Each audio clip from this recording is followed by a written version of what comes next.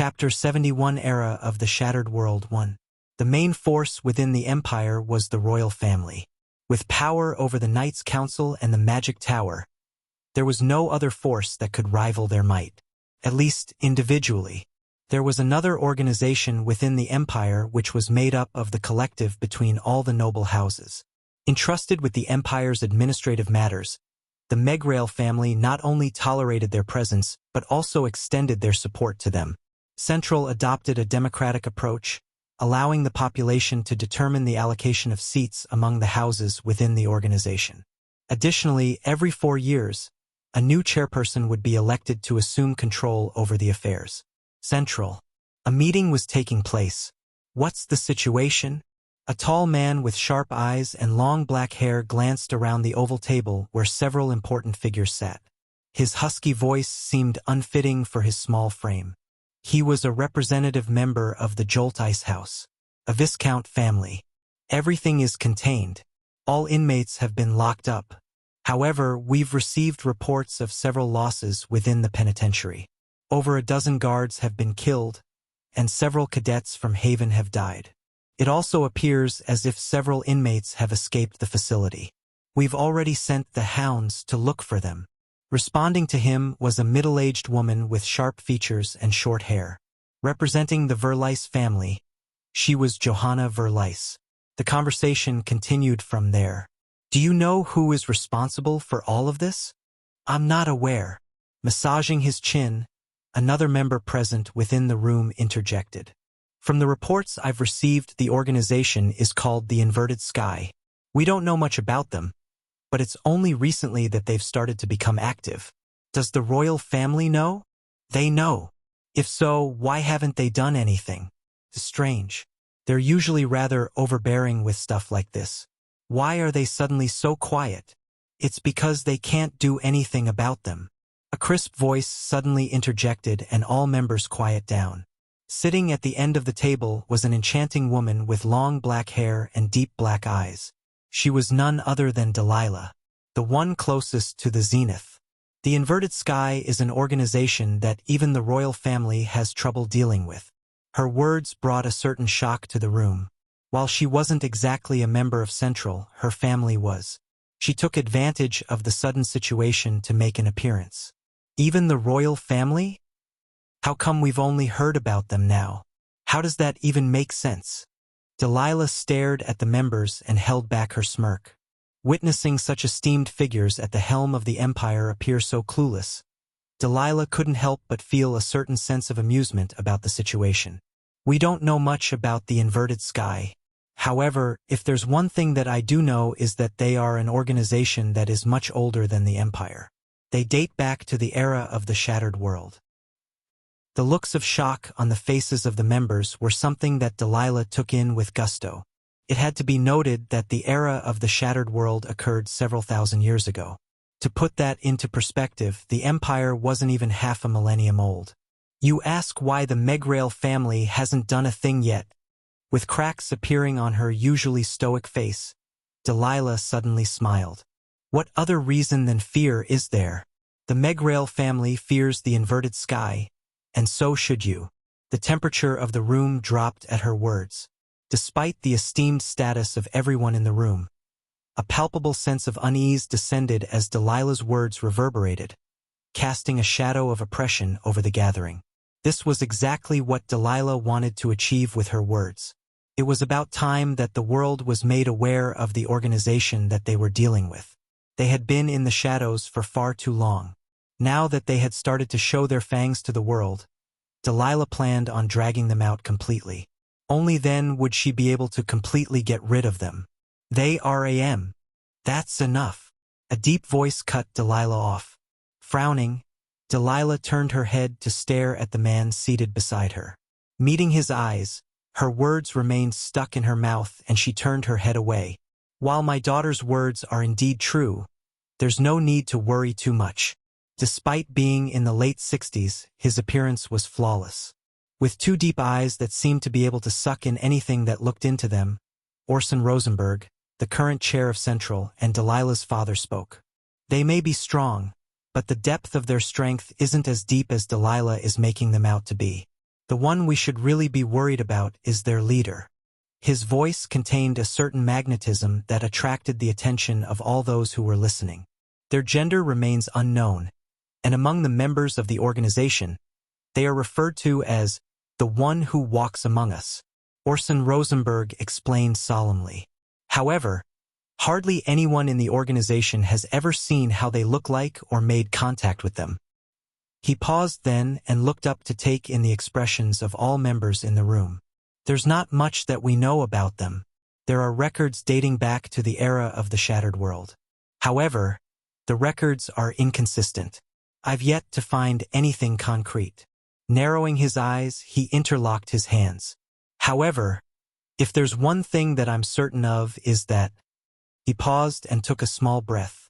A human can't possibly have survived for so long. His hands gradually tensed. It's impossible.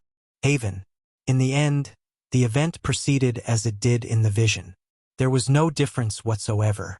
Clandice Brow, Jordan Watson, Emil Black, names began to flow forth, accompanied by a somber atmosphere that enveloped the surroundings. Subtle cries echoed in the otherwise silent air as Herman Chambers solemnly recited the names of the fallen cadets. This is a sad day for all of us. They were bright cadets with a bright future ahead.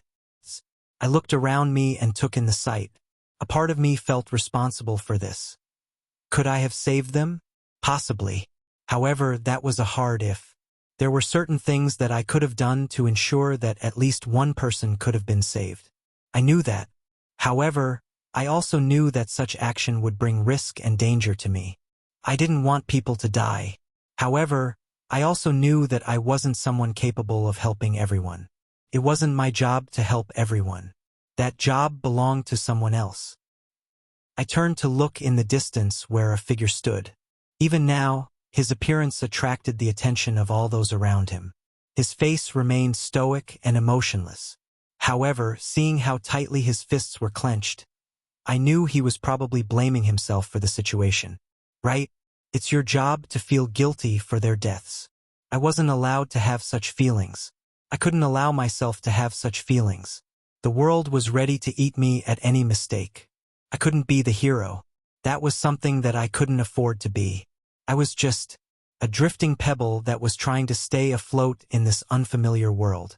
I should get ready. Late into the night. It had been a few hours since the ceremony, and people were slowly starting to head back into their dorms to mourn the losses of their friends. I spent the time focusing on increasing my experience.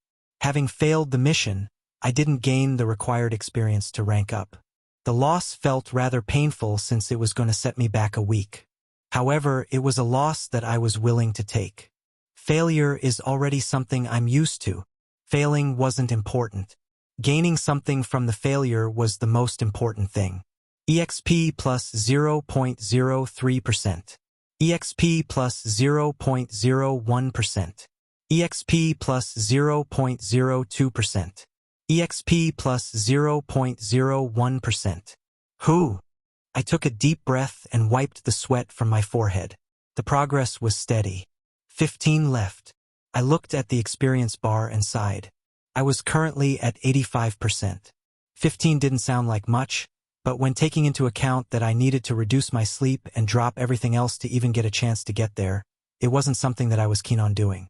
It's just not enough. The mana synthesis book was too slow. Well, at least for what I currently desired. I knew from the lectures that the effects of the book would diminish the higher the tier I was. This meant that the moment I stepped into the next tier, things would progress even more slowly. It was already rather slow for me. The idea of my progress slowing down didn't sit well with me. I need to get my hands on a better book. That much became clear to me. However, how could I do that? I had little to no money, and I had never played the game before. I didn't know where the cheats were, or where to find the good books. The only thing I had were unreliable visions which I never knew when they would appear. HAA. The more I thought about the situation, the greater the headache I felt. I was just about to sigh again when all of a sudden, I felt a presence behind me and flicked my head. Immediately, I stood up and stepped back. What's the sudden occasion? It was none other than Delilah, who nonchalantly looked around. I stood while holding my breath. My heart rocketed out of my chest, and I struggled to keep myself composed. Several questions flooded my mind as I forced myself to remain calm. Why is she here? Did she find something out? Is she here because of what happened at the prison? What are? As sweat dripped down from the side of my face and my muscles tensed, Delilah continued to look around. Eventually, having seen enough, she stopped and looked back at me. I held my breath and waited for her to speak. Gradually, her voice reached me and she asked, "Do you have any chocolate?" Chapter 72 Era of the Shattered World 2. Chocolate? Why in the world would I have chocolate? I stared at Delilah and shook my head. I don't. I see. Delilah nodded her head with her usual impassive expression. However, for some reason, I could tell she was disappointed. Call it intuition. How may I help you? I kept my cool and addressed her recently. Surely she didn't come here in the middle of the night to visit me for the sake of it. Looking around the room, Delilah sat down on one of my sofas and made herself comfortable. I remained where I stood and quietly waited for her to say something. She eventually did speak, but the words that came out of her mouth stumped me. It's 4 times now. Yes, 4 times? What was that supposed to mean? She elaborated. It's 4 times now that you've found yourself in some sort of incident. Holding up her fingers, she started to recount. Survival training, auction, mirror dimension, and now this. Delilah raised her head to look at me. Is it a coincidence? At that, I found the words that I had prepared in advance remained stuck in my mouth. It was true. Now that I thought about it, I had indeed been in all of the incidents. For the most part, it was because of the quests, but it was indeed rather suspicious. I am a very unlucky person. Even I was surprised by the bullshit that was coming out of my mouth. Well, to some extent, there was some truth to those words. I certainly wasn't a very lucky person. At the very least, I didn't think I was. Delilah just stared at me with her deep eyes. I knew she didn't believe me. Eventually, her gaze lowered to stare at my right arm.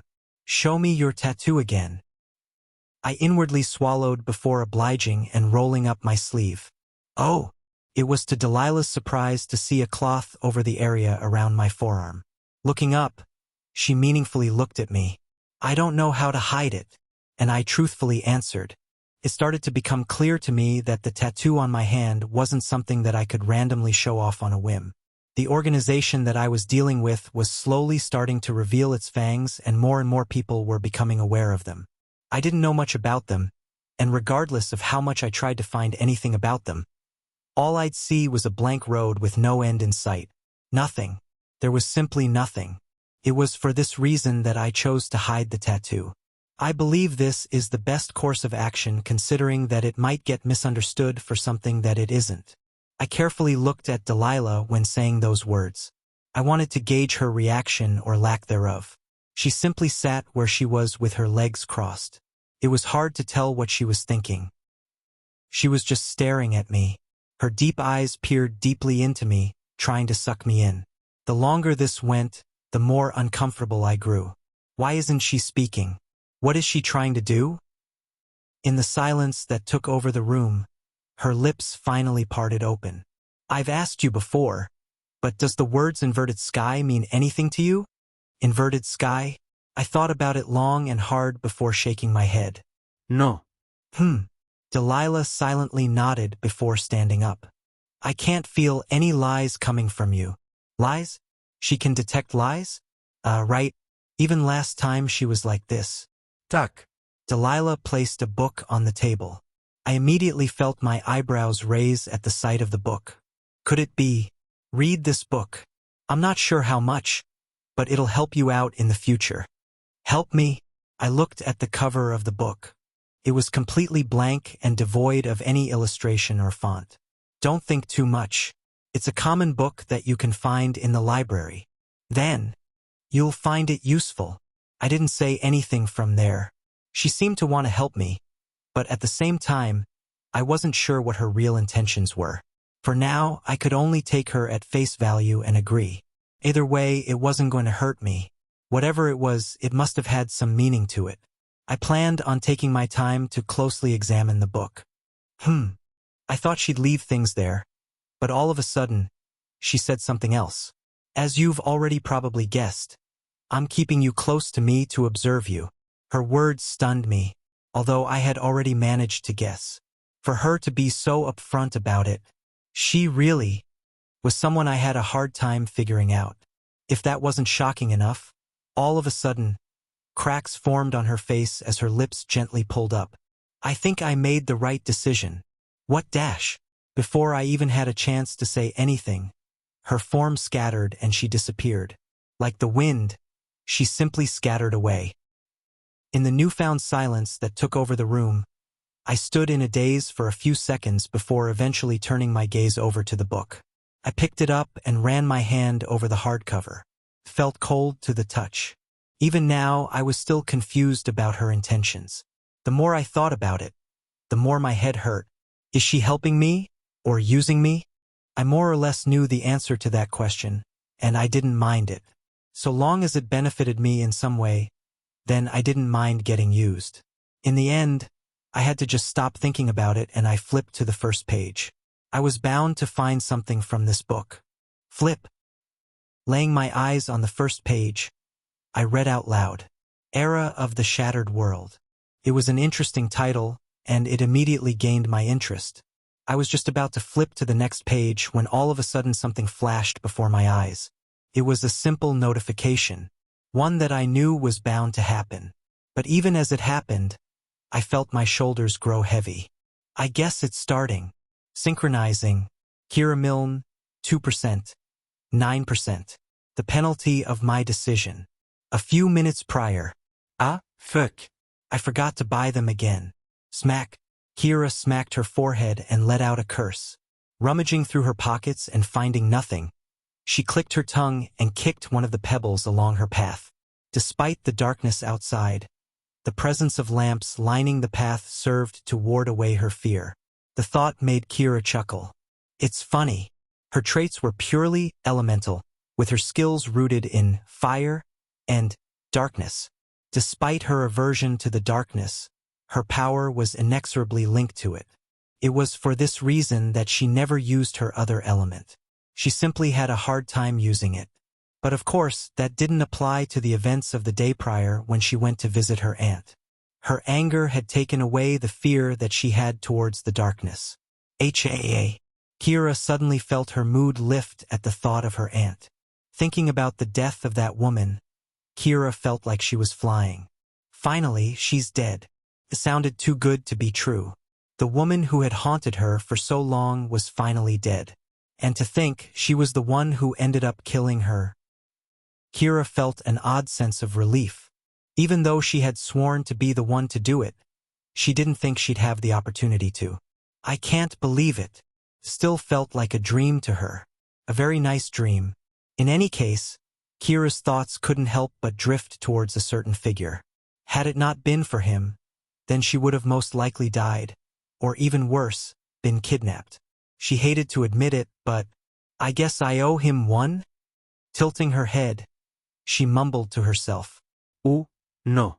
Technically speaking, he owes me one too, right? Kira felt her face scrunch up and she ended up rubbing her head. Ugh. Fuck. This shit's so complicated. Clearly, the values between their debts were quite different. He had saved her life while she had minded her own business? There was an obvious mismatch in the level of their debts. But still, what was he doing here? Setting the fact that he had helped her aside, why was he there? She had sneaked in because she wanted to meet her aunt. But what was the reason for his appearance? He was also very strong. While it was indeed true that her aunt had her mana sealed and was just waiting to recover her strength, he had managed to keep up with her. He was a far cry from how he was in class. He was definitely hiding his real abilities and intentions.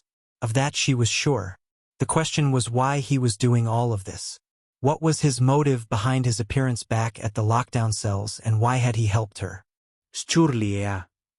Kira's words stopped all of a sudden. Her vision blurred and her surroundings started to change. What the? A scorched smell lingered in the air. The ruins of a familiar city and the lightning that crackled in the air. An air of oppression gripped the surroundings. What's going on? Where is this place? Kira found that she had also lost her voice. However, she didn't need her voice to see what was going on. In particular, in the distance, she could see a figure. They stood at the center of it all, their figure blurred. Everything gravitated their way, as if the world revolved around them. Why? There was something else that shocked Kira outside of the blurred figure.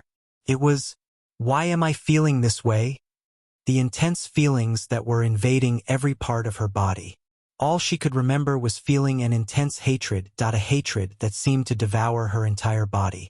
And all of it was directed toward the blurred figure in the distance. For what reason, Kira didn't know. However, all she could think about at the moment was the hatred she felt towards the figure.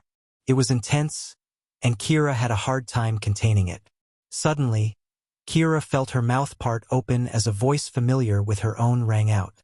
You are the one who let her go. I trusted you. And yet, Kira felt her teeth clench as her body moved on its own.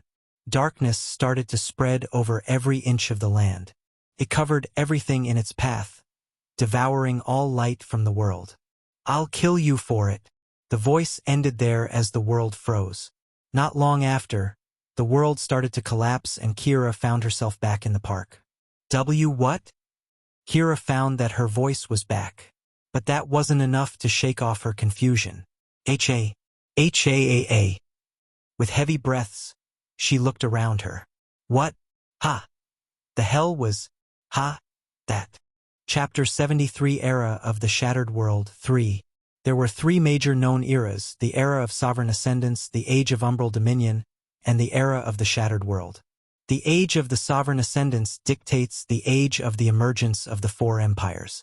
The Etheria Empire, Verdant Empire, Aurora Empire, and the Naz and Sifa Empire. I read the contents of the book out loud. It marks a relatively recent epoch, spanning only around 700 years. So far, it was stuff that I was already somewhat aware of. The Age of Umbral dictates the age of the Mirror Dimension expansion.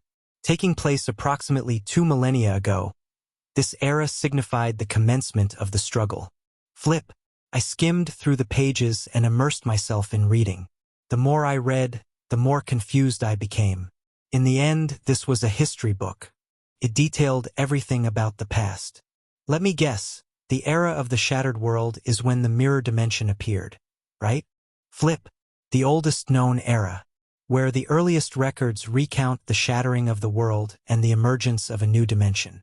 This realm came to be known as the Mirror Dimension, where unimaginable creatures roamed its depths. I was indeed right. I continued to flip through the contents. The information was rather interesting. However, there was something that continued to bother me the more I read the book. It went to the point where I had to stop myself from reading. Is there nothing before the Age of the Shattered World? The more I read, the more obvious it became that the oldest recording known was the Age of the Shattered World. The book hinted at it with words such as the last known record, and so on. But what about before that? Why wasn't there anything about the age before the Age of the Shattered World? Maybe there was nothing important?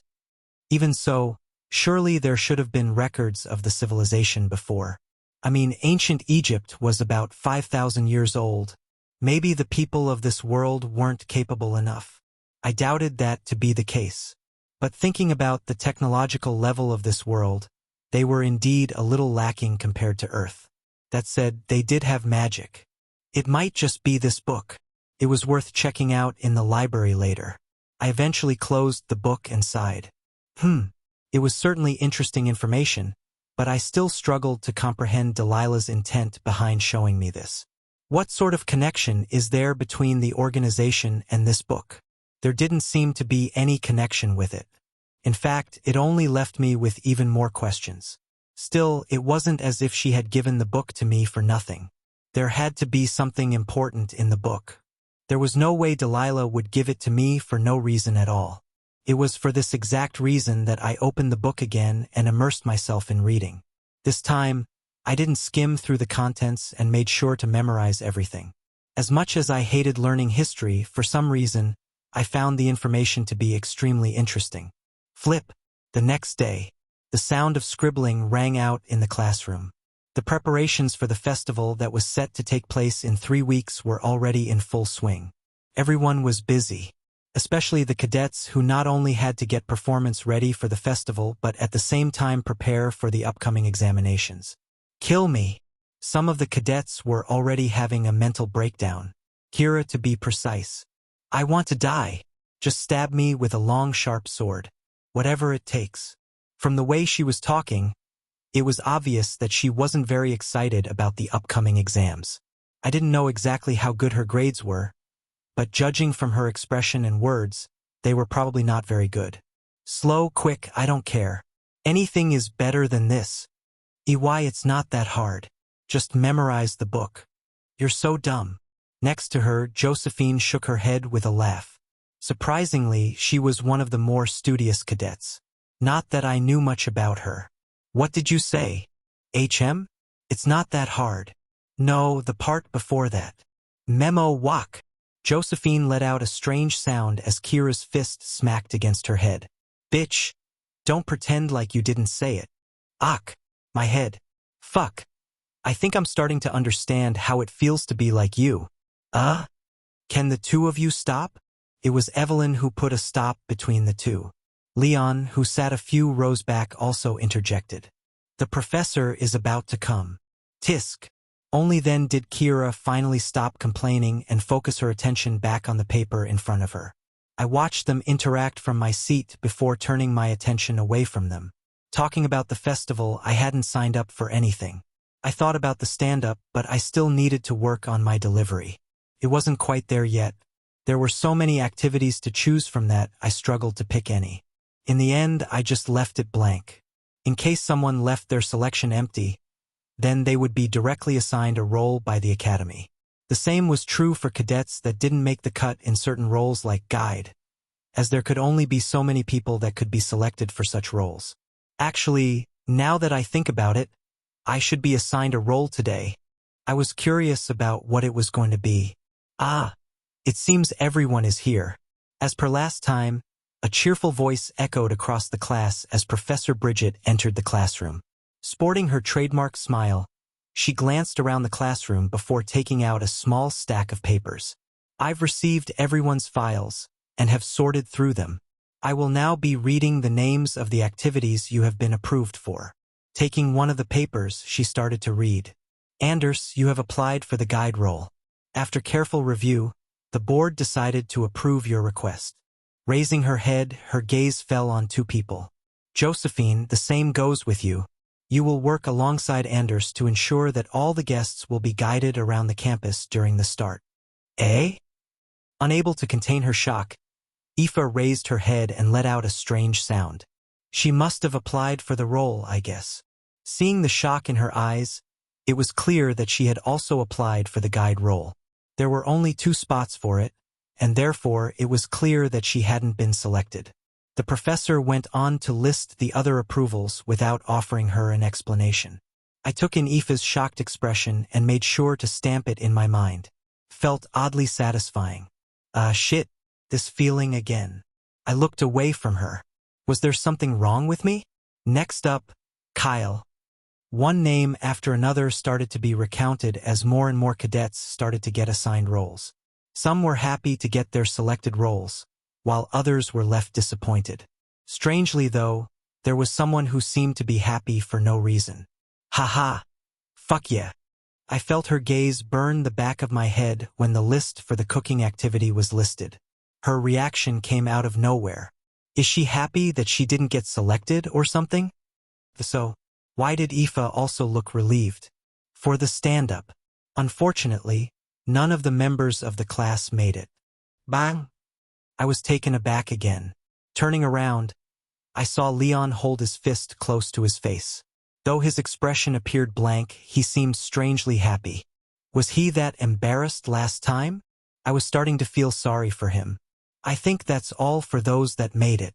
Putting the papers down, Professor Bridget looked up again as her eyes scanned the classroom. For those that made the cut, congratulations.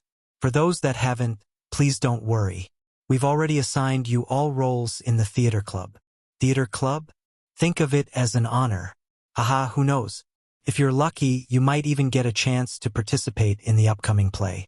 Everyone will be watching. While I was still confused by her words, she continued, but don't get your hopes up. The group that will be performing are all renowned actors. Your main job will be to tend to their needs and set up the stage for them. That being said, the director has agreed to let the more outstanding cadets participate as extras. If you end up doing well, you might receive bonus credits. Clap, clap. Professor Bridget clapped her hands twice and directed everyone's attention towards the blackboard. With that settled, let's continue with the lecture. The class went on for an hour. Once it was done, all cadets dispersed and headed toward their designated activity. I looked at the slip in front of me and headed towards the Leone Hall. That was where the play was going to be held. A play, huh? I didn't know how to feel about the situation. From what I heard, the chances of us cadets getting selected for the play were almost slim to none. Not that I minded since I wasn't interested in acting. I wasn't a very good actor, so it was only going to end up with me embarrassing myself. That meant that my job was just setting up the stage and props. That sounded easy enough. I'll take it. All I cared for were the credits. The Academy campus was large. It took me about 10 minutes to finally arrive at the destination, and when I entered the hall, I was surprised by the chaos that caught my sight. Over here. Yup. Place that here. No, not that one. The lights are centered. Set it up properly. If there was one word I could use to describe the current situation, it'd be chaotic. With people talking over each other and props being moved around everywhere, there was no semblance of order. Ah, cadet. The moment I came in, someone tugged my arm and I turned my head to meet the eyes of a young woman with blonde hair and green eyes. Judging from the clothes she was wearing, she didn't seem to be a cadet. Perhaps an organizer? Yes. Are you here for the theater activities? I thought about it before nodding. Okay, good. The woman seemed delighted and I was suddenly dragged away by her. I wanted to ask her where she was bringing me, but just let her be. I soon came to regret that decision. What am I? Standing at the center of the stage, I directed my gaze toward the four figures seated at the far end, below the stage. Holding onto a paper, I glanced at it for a brief moment before looking up again. You may begin. The fuck? Chapter 74, Act 1. The Curtain Call Collective was a renowned association within the Empire, continuously filling theaters with their performances. No one was unaware of them. They were celebrities amongst celebrities. Every year, they'd host a performance at the Haven Academy Festival. With many important figures showing up, there was no greater place to perform. It was for this reason that everything needed to be set up properly. No, that's not right. Put it to the right. Yes, like that. No, a little to the left. Yup. Shit, you went too much to the left again. The organizer of the event was a middle-aged woman known as Olga. Not only was she the organizer of the event, but she was also the scriptwriter of the play. Her fame was about the same, if not greater, than the lead actors of the play. Throughout the Empire, there were only 7 plays that were rated 5 stars, which was the greatest and most honorable a play could receive. The criteria to receive such a rating was extremely difficult, making it a very prestigious and coveted rating. Olga had yet to receive her first 5-star. However, with several 4-star plays under her name, she was set to be the next one to receive such a reward. Her latest play, The Wounds of the Moon, was something she had been working on for the past several years. It was her masterpiece. For this reason, everything had to be perfect. No, that's not the right place. From the major details to the little details, everything had to be perfect. Madam Olga. Yes, right there. Madam Olga. No, your dash. Madam Olga. Startled, Olga turned to her left where a young woman with glasses stood. Sporting an annoyed look, she glanced around and sighed. Madam, we're about to audition for the extra roles in the play. Several cadets are waiting to audition. Ah, right. I have to select one of them. Olga's expression crumbled. As a perfectionist, Olga hated nothing more than having to taint her play by granting permission to amateur actors and cadets into her play. Regardless of how small their role was, Olga hated the idea of having them in her play. If not for the fact that she was forced to do it, she would have completely rejected the idea. Fuck! Her distaste towards the situation reached a point where she ended up swearing. I can't believe I have to allow this. The performance was extremely important to her. It was because it was so important to her that she had trouble controlling herself. Bring me to them. Clenching her teeth, she headed for the main theater, which was currently almost completely empty. Waiting for her near the stage were 3 other people. Ah, Madam Olga, you're here. Madam. They were key members of the Curtain Call Collective, and judging from their expressions, it was obvious that they too felt the same way as her. Wearing a helpless smile, a middle-aged man with a protruding belly and thinning hair handed her a paper. We will hold an audition for the minor role of Azarias. Azarias? Olga frowned and almost swore again. A serial killer from an exiled noble who enjoyed killing people. With his bloodthirsty tendencies and hard-to-decipher intentions, he was the first antagonist of the play. A minor villain, one could say. But I can't agree to this. He was a key character. While he was indeed a minor villain, he was someone who propelled the main character towards the path that he embarked on. How could they let anyone take on such a role? I can't allow it. It was for this reason that Olga slapped the paper on the table and shook her head. You should all know the importance of this character. I won't allow it even if you force me to. Madam, but dash. No, but. I won't allow it. Even I dash. You have no choice but to allow it. A deep voice suddenly interjected, forcing Olga's mouth shut. When she turned her head, she almost cursed. Standing a few meters from her was a tall and lanky man with thick squared glasses. Wearing an undervest without his blazer, his deep dark eyes scanned the surroundings. The rules are the rules.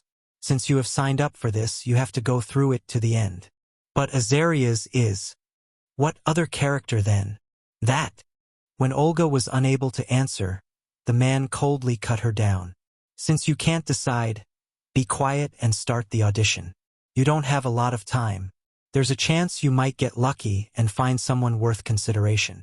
Find someone worth consideration? Olga almost scoffed at the statement. However, she didn't let it show and merely clenched her teeth. Fine. In the end, she relented. How could she even disagree? His name was Adonis, and he was the primary investor in the collective. None of the plays would come to fruition without him. From the actors to the props, all was paid by him. His commands were absolute, leaving her with no choice but to quietly accept the situation. Damn bastards!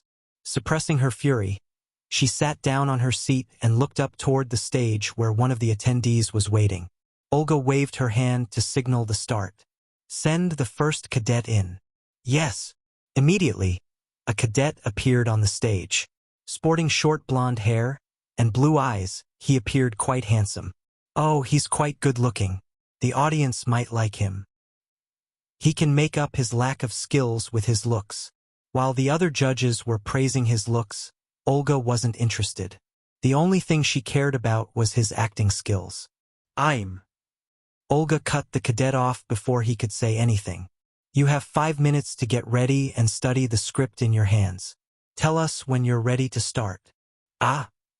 Flustered, the cadet immediately looked down at the paper and started to memorize his lines. Olga sat quietly and watched his practice. From the way he tried to change his expressions, to the tone of his voice. In the end, by the time it was time for him to perform, a minute into the performance she waved her hand. Stop. You may leave. Uncaring for the cadet's expression, she looked towards the assistant. Send the next one. Ah, yes. A vicious cycle started from there.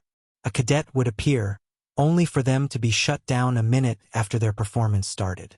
Stop. Next. Send another one.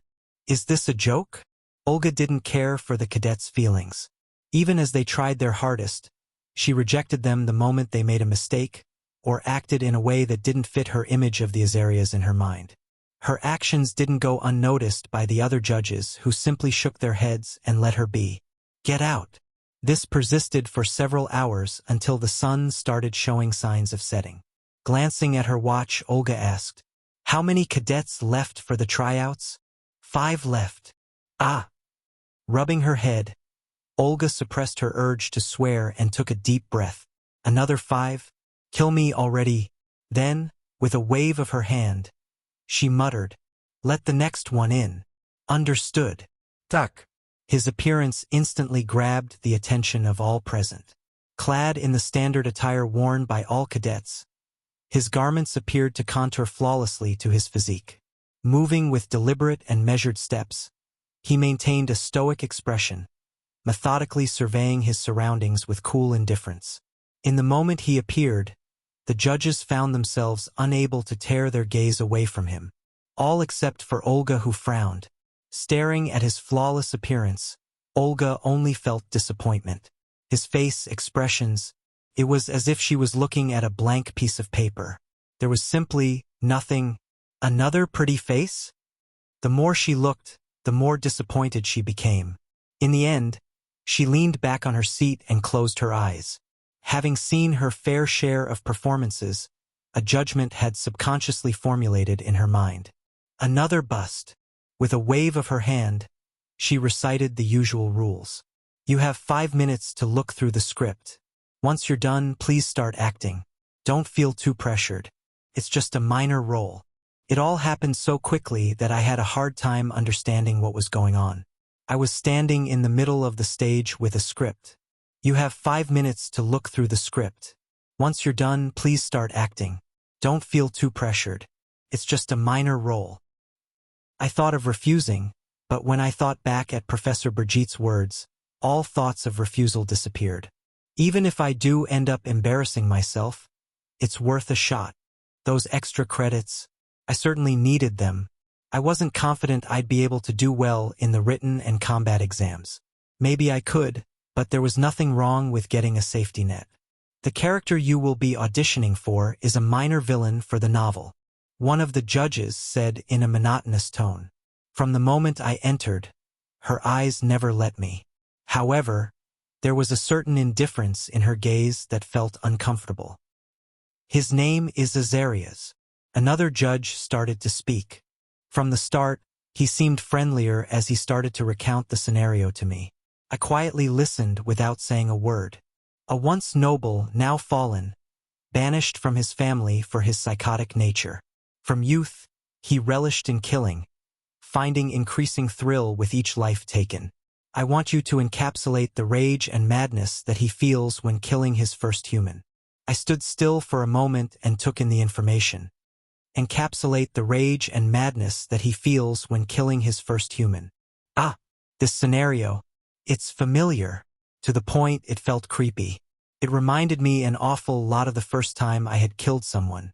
I could still vividly remember the emotions I had felt back then, the state of madness I was in, the various expressions I had made, the smells, the sounds of everything around me, and the desperation that led me to that point. I could still remember everything as if it had been yesterday, to the point where I felt confident I could call forth those emotions again. Do you understand the role? The voice of the judge once again rang in my ears, prompting me to raise my head. In a softer tone, he continued, "Remember, this is just a minor role. You don't have to feel too burdened. I understand you aren't an actor. We won't judge you too harshly." He smiled slightly. "You have 5 minutes. Please take that time to learn your lines and adapt to the emotions the character feels." Glancing at the script, I shook my head. There's no need. No need? The judges' expressions changed as they looked at each other. The same was true for the woman who appeared indifferent from the start. In fact, the moment those words came out of my mouth, her sense of indifference appeared even more prominent. "Are you sure?" "Yes." I silently nodded. There were only a few lines in the script. There wasn't much that I needed to memorize. The only thing that one would need time for was probably for the emotional adjustment, but I already know it. I had experienced it before. For this reason, I didn't need the 5 minutes provided by the judges. I can start now. I was ready to begin even now. Looking at each other, the judges signaled for me to start. All right, you may begin. Taking in the expressions of all the judges, from indifference to slight interest, my mind sank into my memories as I closed my eyes. Gradually, I lost myself in those memories of the past, and when I opened my eyes again, the world was red. My face twitched, and my expression changed. So did the faces of the judges ahead as they witnessed me fall into madness. A madness I barely managed to retain as my mouth gradually opened and I recited the first line of the script. The foundation of all masterpieces is a great start. Chapter 75, Act 2. His stoic expression showed cracks and his lips gently pulled up. At that moment, the atmosphere in the room changed. It was as if an entirely different person had appeared. Julian's once cold and serious demeanor had vanished, replaced by a deranged and mad persona. What are you doing? A random line was thrown by one of the judges. It was to signify the start of the scenario. Julian lowered his head and gazed beneath. The image of a woman appeared in his mind, one that lay on the floor panicking. He soon replaced her image with that of the man in the past. His first kill. The foundation of all masterpieces is a great start. The words came smoothly out of his mouth. They came out evenly and calmly. However, mixed with the calmness was a certain hint of madness. It was subtly hidden, only discernible by the subtle trembling of his voice towards certain words. It was such subtlety that brought Olga out of her indifference. She felt the hairs on her hand bristle upright as goosebumps ran down her body. The subtle textures of his expressions and tone. For the first time in her long career, Olga felt uncomfortable. The more she looked, the more she found herself feeling like she was standing before Azarias, a psychopath who thirsted for the death of his victims. Why am I feeling this way? Olga wasn't the only one who felt like this. It was the same for the other judges who shifted and adjusted their postures continuously. They too were uncomfortable by the man that stood at the center of the stage.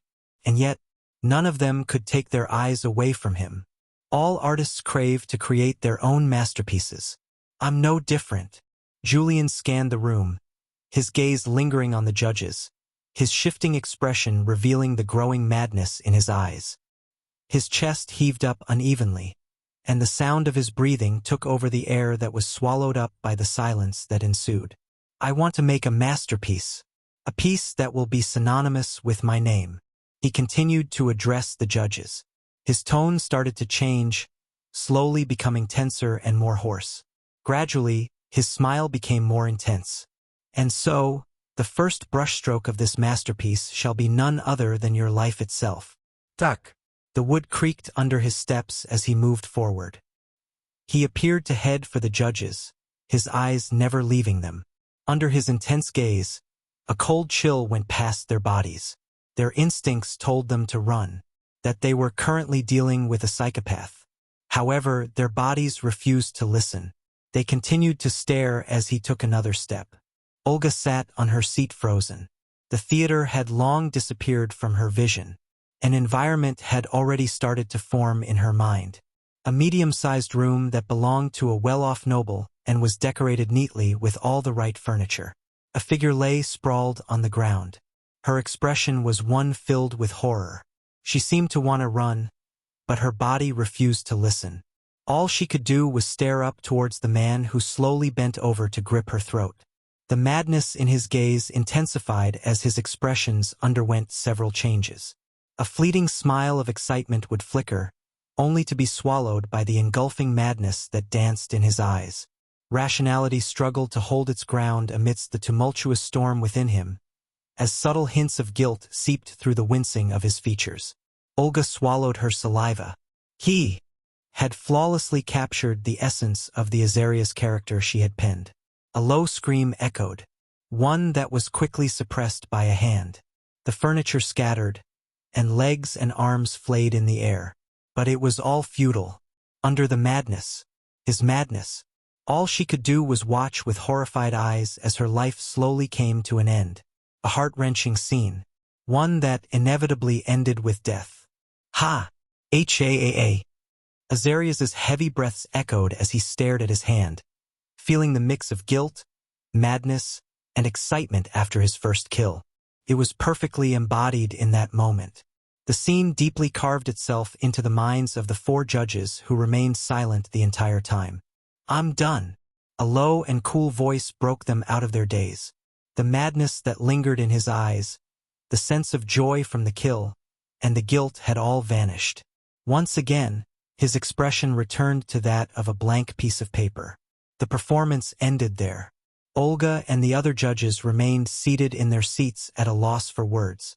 The performance had left them all stunned. From the wide range of emotions he displayed to the expressions he made to mirror them, it was a flawless performance. There was no denying it, and Olga found herself licking her parched lips. "What is your name?" She found herself asking for the name of the cadet. Tilting his head, the cadet turned his head to meet her gaze. Just as he entered, his expression hardly showed any changes. Taking her in for a brief moment, he eventually answered. "Julian. Julian." The name rolled well on her tongue. Standing up from her seat, she carefully made her way toward him, stopping only when she was a few feet away from him. Getting a closer look at him and liking what she was seeing, she eventually nodded her head. The more she looked at him, the more she felt like she was looking at Azarias. "It's as if he's standing right before me. How can someone portray the essence of what I wanted so well? It's gone beyond just copying the character. It's as if he became the character itself." If there was one problem that she had with the performance, it was that it's too short. It almost felt like a pity for such a great character to only have a few scenes. The problem was that the script was already perfect as it was in her mind. There was no way she could extend his role, right? Her brows furrowed as she once again turned to look at Julian. Slowly, she extended her hand towards him and said, "Congratulations on making the cut. I'll sign your name up for the play. For now, I will take some time to make some adjustments to the script. I will send you the finalized version by tomorrow. Please come this way. There are a lot of things that need moving." Aoife, Leon, Evelyn, and several other cadets were brought into the Leone Hall where they were immediately put to work. Because their applications had been rejected, they had. "Make sure you line the lights properly. Cadet, please be careful with that. It's very expensive. You will be held liable for the damage." The situation was chaotic, but Aoife didn't bother and followed the instructions diligently. "I didn't get the role." Her mind was still thinking about the role she failed to get. How? Realistically speaking, she was the most deserving of the role. Not only was she an extremely well-known figure given her family name, but she was also well acquainted with most of the members attending. She knew their likes and dislikes. There was no one more perfect than her to tend to their needs. So why? Why didn't she get selected? However, Aoife wasn't left discouraged for long.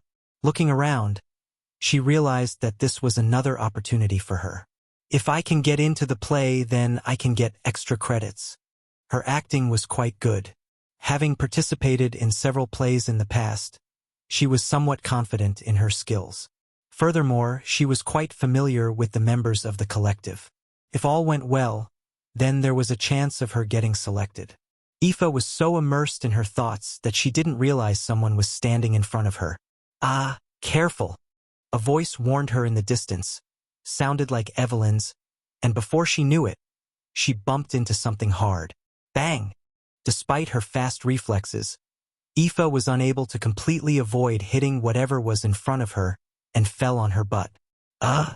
Thankfully, she was able to keep the items on her from hitting the ground. But that came at the expense of herself. That hurt. Feeling the pain on her butt, Aoife tried her best to not show it on her face. She prepared to raise her head to apologize, but when she did, her expression froze. A figure stood before her, sporting the same unchanging expression of his. He looked down on her. Aoife half expected him to say something along the lines of, "What were you doing?" or something like, "Watch where you're going." But contrary to her expectations, he extended her hand towards her. The sight was a shocking one for her. He's trying to help me? She almost couldn't believe it. And yet, staring at the hand, the unbelievable sight was unfolding before her eyes. Still, "I can help myself up." Aoife rejected the offer and helped herself up. It wasn't as though she didn't appreciate the gesture, but she felt uncomfortable with the idea of touching another man's hand. "I appreciate the—" "No, you're misunderstanding my intentions." Her words were cut by his cool voice. Turning around, she saw him reach down for a piece of paper that had fallen down on the ground. Picking it up, he briefly glanced at her. "I just wanted this." Weird sounds came out of her mouth all of a sudden as her eyes lingered over the paper in his hand. For the first time in her life, Aoife felt her face burn. Chapter 76 Advancing 1. Who? I tossed the script on my desk and let out a long breath. The situation had spiraled in a direction I hadn't expected it to move towards. In a way, it was a pleasant situation. Not only would it guarantee me extra credits, but it also wasn't dangerous. I think I'm starting to get tired of all the danger. I needed a little bit of a break from that. However, there was a slight problem. I don't know if I'll be able to handle the other parts. The only reason I was able to do so well so far was because I resonated with the character, or to be precise, the scenario. All the emotions he felt in the script. Scene. I could perfectly resonate with them as I had experienced them before. It was also for that reason that I was able to put on such a performance. But that's the extent of it. What would happen if I were to be put in a scenario I was completely unfamiliar with? How was I going to replicate the scenario? I wasn't very confident in my acting. Ugh! My head throbbed the more I thought about the situation. In the end, I decided to leave things be. I was going to receive the script soon. When that happened, I'd be able to tell if I was screwed or not. For now, I should focus on training. I checked my experience bar. 10%. That was about 2 days of training. Following that, I'd finally be able to advance to the next tier. I couldn't wait for that to happen. To the point where I immediately sat down on the ground and started to practice the manual. I made a vow then. Tomorrow or the day after, I'm going to advance towards the next tier. Late into the night, Kira stood in her usual spot, staring at the night sky from the window. Her gaze reflected the stars that shone brightly in the sky. What a mess! It had been a day since she had that strange vision, and for some reason, it had never left her mind. It was as if it refused to leave her thoughts. She tried to act like nothing had happened during class today, but the images and emotions continued to haunt her until now. The fuck is wrong with me? It was already 1 a.m. and she was still up. She had tried to sleep, but the images and emotions continued to flash in her mind, preventing her from doing so. Sitting by the window, her gaze continued to wander towards the outside. It was quiet outside. The faint glow emitted by the lamps softly illuminated the pathway below, while the grass and foliage gently swayed in the night breeze. As Kira let herself sink into the sight beneath, her eyes caught a particular image reflected in the windowpane. It was a sight that made her brows furrow. How many times has it been, Key? Clean up after yourself. Look at this mess. Why do you never listen to me, Key?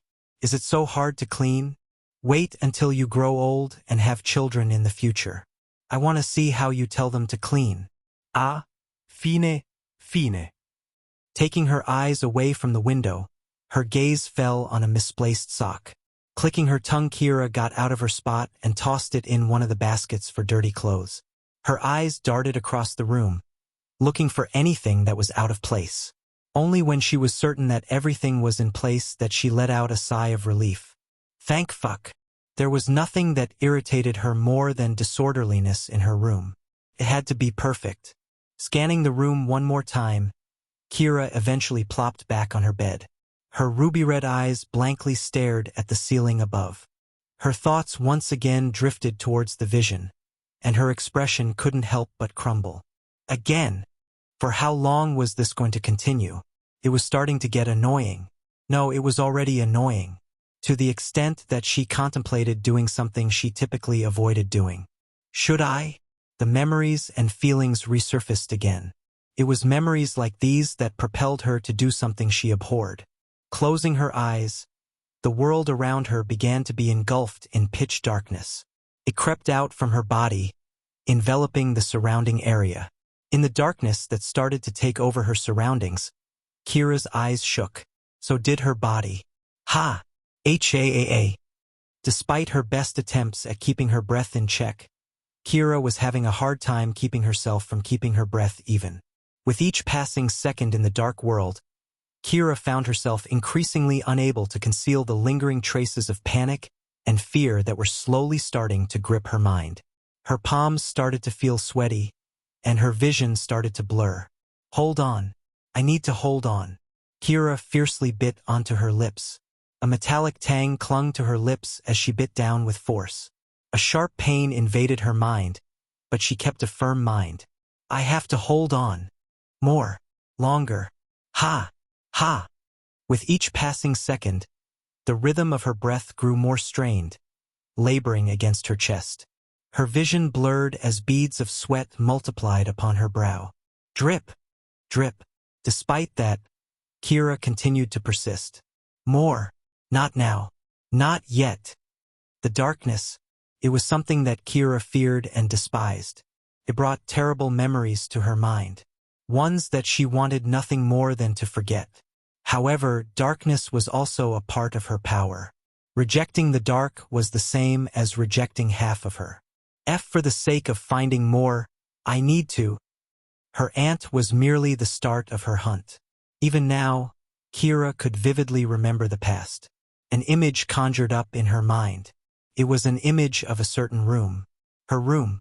The room was destroyed and in chaos. Shattered glass littered the floor as the furniture lay overturned. Their contents spilled and scattered across the room. Drawers had hung open, their contents rifled through and discarded on the ground. The once cozy atmosphere she called her room was completely taken over by chaos and disorder. They were definitely looking for something. Of that Kira was sure. But that wasn't the only thing she was sure of. She was also sure of the fact her aunt didn't do this by herself. Someone or an organization had helped her achieve this. Kira didn't know anything about the organization. Regardless of how much research she put in and how deep she looked, her efforts brought her nothing. The reason why she visited her aunt was because she wanted answers. Answers to who the organization was and why they had done what they did. Of course, what would come after was their destruction. Kira's mind was firm on that. Her life goal was to take revenge. At any cost, she planned on eradicating all members of such an organization. It was for this reason that she pushed her fear aside and endured the darkness that surrounded her. Felt cold and lonely, but even when she was under such stress, Kira's mind remained firm. More. At the same time, in an unknown location within the mirror dimension. You're in luck. It looks like the higher-ups are quite happy with your performance. A tall woman with long flowing blonde hair and red eyes, Rose, addressed Robert with a smile. You're not half bad for an ex-professor at one of the most prestigious academies in the Empire. She patted him on the shoulder. Anyways, follow me. I've got a present for you. A present? Robert tilted his head in confusion. He was still trying to get accustomed to the new environment. Everything felt new to him, and the scale of the place left him astounded. Looking around, it felt as if he had entered a new world. A large dome that covered the entire space. Buildings that seemed to reach the tip of the dome. Moving boxes of metals and colorful lights. The place appeared like a completely different world. You'll get used to it, Rose reassured him while continuing to walk forward. I too was like that the first time I came. Most probably, everyone was the same. None of us really know the origin of such technology and its place beside our leader. It isn't even a very large space. However, it certainly leaves an impact, doesn't it? Yes. Robert nodded absent-mindedly. Everything felt so new and fresh to him. But at the same time, it also felt rather convoluted. The noise was quite intense. The only one that probably knows the answer to all of this is our leader. He's the one who created this space. Leader. MHM. Rose nodded and didn't say anything else. Robert followed her quietly from behind until he was eventually led into one of the tall buildings. The door swooshed open, leaving the poor professor frightened as he moved back. Ha ha ha. Rose laughed upon seeing his reaction. It won't bite you. Come in. Ah. Swallowing his saliva, Robert nodded his head and followed along. Swoosh, the doors closed behind him, but unlike last time, he didn't have time to worry about the doors as his attention shifted elsewhere. With polished marble flooring and bright overhead lights, a multitude of people wearing various types of clothing lingered around the floor, engaging in conversation with each other. Once again, Robert was left at a loss for words, but yet again, Rose's voice forced him out of it. Follow along. The elevators are here. Elevator? Ding! The wall split open, and Robert's eyes widened. Rose stepped in and dragged him along. Don't ask too many questions and just follow along. You'll get used to what you're seeing eventually. The doors to the elevator closed, and Robert felt a sinking sensation. The sensation frightened him, but he chose to remain quiet. Oh, right. Recalling something, Rose rummaged through her pocket before taking out a small object and handing it to him. What's this? It's called a phone. Rose started to explain as Robert fiddled with the device. It grants you communication within the headquarters. It won't work outside. I'm not too sure about the details, but it is what it is. You can use the device to call me or anyone that you may be acquainted with. Yes? Blinking, Robert filled with the phone. He had a hard time understanding its functions. He was prepared to ask Rose, but before he could do that, the elevator doors opened to reveal a large room where several people wearing white robes appeared. Rick. Rose called someone's name. Eventually, one of the white-robed individuals appeared. Their features remained obscured by an unfamiliar cloth draped over their face, making it hard to tell what gender they were. Yet, based on the resonance and timbre of their voice, as well as the name Rose called them, they seemed to be male. Robert felt Rose's gaze as she turned to look at him. We've got a new one. Pass me a vial. A vial? Yeah. Understood. With a nod, Rick left. He came back shortly after holding onto a small tube that contained a strange red liquid. Robert squinted his eyes to get a better look. This is for you. Rose handed it to him, leaving Robert in a state of surprise.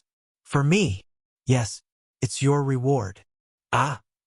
Looking at the liquid, Robert hesitantly asked, but what exactly is it? At this question, Rose flashed a smile. It was an eerie smile that sent shivers down his spine. Would you believe me if I told you this was the blood of a god? Chapter 77 Advancing 2. The blood of a god? Robert stared at the vial with deep apprehension and a little bit of disgust. Seeing the look on his face, Rose laughed. Haha, I was joking.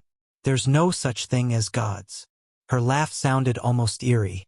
Well, at least not that I'm aware of. Robert quietly nodded his head and waited for her to continue. Picking the vial, Rose casually glanced at it. Rather than explaining, she asked a question. What do you know about the age before the era of the shattered world? It was a sudden question that Robert hadn't expected. He stared at her for a moment before shaking his head. I'm not quite well versed in such matters, but from what I've read, our civilization wasn't developed enough to create records of it.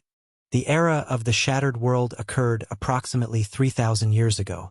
It was the era where the first recordings of the mirror dimension occurred. That was as far as Robert knew. Was there perhaps more to it? I guess you wouldn't know. Stroking her chin, Rose tilted the vial, allowing the liquid to move from one side to the other. The more Robert stared at it, the more uncomfortable he grew. It really did seem like blood. I also don't know very well. Only the big shots know the full story. The one thing I do know is that... Rose slowly turned her head away from the vial to meet Robert's gaze. Suddenly, as if two hands had gripped his throat, he found himself struggling to breathe. The mirror dimension is not a natural phenomenon. It was something that was created by what we call an unrecorded, or in a sense, God's unrecorded God? The deeper you venture into the mirror dimension, the more things you end up finding. Our organization has existed since the age of the shattered world until now, and even now we still don't know much about the unrecorded. The only thing we managed to pick up is that there are 7 of them. Tuck. Rose gently placed the vial on the table next to her. Some texts suggest that there had been a fallout between the unrecorded, leading up to a massive fight which resulted in the shattering of the known world, and hence the mirror dimension, while other sources say it was the doing of one unrecorded who had gone against the others to seek immortality. Immortality! Oh yeah, we call them gods. But the unrecorded weren't immortal. Well, all except for one. Frowning, Rose stroked her chine while mumbling, "I believe the first one to die was Heraclius? He died not much after he received his powers." Heraclius? She shrugged. The fragments are scattered, so the information is still not there yet. But we don't really need to dwell too deeply into the ancient history. Rose went on to continue. Our goal is to collect information and relics. Relics? Robert raised his brow. Relics were items that were imbued with mana and had special properties. They could be created by hand or found in the mirror dimension. Rose nodded her head. 4 in particular: the extractor of containment, the astral mirror, the oracle's eyes, and the chalice of collection. Our mission is to find and collect all 4 relics. Their importance is fundamental. They'll be the key to achieving our goal. Which is? Rose smiled and shook her head. The full expansion of the mirror dimension. Robert's eyes widened at the sudden revelation. Though he had somewhat guessed, it still came to him as a shock. Why? For what reason did they want the mirror dimension to fully expand? Before he had the chance to voice out his questions, Rose started speaking again. We've yet to find any so far, but we're getting there. We've managed to narrow it down to a certain location. Yet again, Robert was left shocked. A certain location came to his mind as he subconsciously mumbled, "Haven." That's correct. Rose smiled. They're sent. They're all there. All 4 artifacts are in Haven, hidden somewhere or in someone's possession. Ah!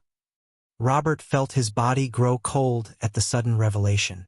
The pieces finally started to piece together in his mind all of a sudden as he swallowed his saliva. I've seen your files. The one you were assigned to kill, he had the scent of one of the artifacts. It's a pity you weren't able to kill him, but you don't have to worry. There will be plenty of other opportunities. Fiddling with the vial, she handed it to him. Drink this. It's your reward. Hesitant, Robert reached out to grab the vial. Is this really blood? Who knows? With a smirk, Rose's heel clicked against the marble ground as she turned to head for the elevator doors again. It could be or could not be. It doesn't really matter. Just know this. Her steps slowed briefly. The moment you drink that, your life expectancy will increase. The days continued to pass. It was now the weekend, and I was still stuck in my room. Today was an important day for me. Staring at the bar and seeing it at 99%, I knew that it was only a matter of minutes before I finally ranked up to the next tier. It was an exciting day. Taking a deep breath, I felt the mana inside of my body flow smoother and smoother. It was a weird sensation, one that felt rather addicting. Time continued to pass and the flow became smoother with each second that ticked. Not only that, but I could feel my mana core expand gradually as more and more mana started to seep into my body. At some point, I started to frown. I felt weirdly bloated as more mana entered my body. It was as if I had eaten a full-course meal and then immediately headed to a buffet. Felt uncomfortable, but amidst the discomfort, I felt power surge through my body.